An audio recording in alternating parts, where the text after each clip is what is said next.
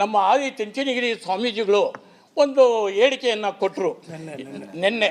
ಏನಂತಂದರೆ, ನಮ್ಮ ಸಮುದಾಯದವರೇ ಒಬ್ಬರು ಮುಖ್ಯಮಂತ್ರಿ ಆಗಬೇಕು, ಅವರಿಗೆ ಅವಕಾಶಗಳು ವಂಚನೆ ಆಗಿದೆ ಅಂಥೇಳಿ ಕೊಟ್ಟಾಗ ಕೆಲವು ಸ್ವಾಮೀಜಿಗಳು ಮಠಾಧೀಶರು ಅದಕ್ಕೆ ಇದು ಸ್ವಾಮೀಜಿಗಳಿಗೆ ಮಠಾಧೀಶರಿಗೆ ಇದು ಯಾಕೆ ಬೇಕು ಅನ್ನೋ ಮಾತನ್ನು ಹೇಳಿದರು. ಆದರೆ ನಮ್ಮ ಸ್ವಾಮೀಜಿಯವರು ನಿರ್ಮಲಾನಂದ ಸ್ವಾಮೀಜಿಯವರು ಮಾತಾಡಿರ್ತಕ್ಕಂಥದ್ದು ನಮ್ಮ ಸಮುದಾಯದವರೇ ಆಗಬೇಕು ಅಂತಲ್ಲ. ಅದು ಏನಂದರೆ ನ್ಯಾಯಯುತವಾಗಿ ಯಾರಿಗೆ ಸಿಗಬೇಕು. ಈಗ 2 ವರ್ಷ ಆಗಿದೆ. ಸಿದ್ದರಾಮಯ್ಯನವರು ಸುಮಾರು ಹಿಂದೆನೂ ಕೂಡ ಮುಖ್ಯಮಂತ್ರಿಯಾಗಿ ಭಾಳ ವರ್ಷ ಇದ್ದರು.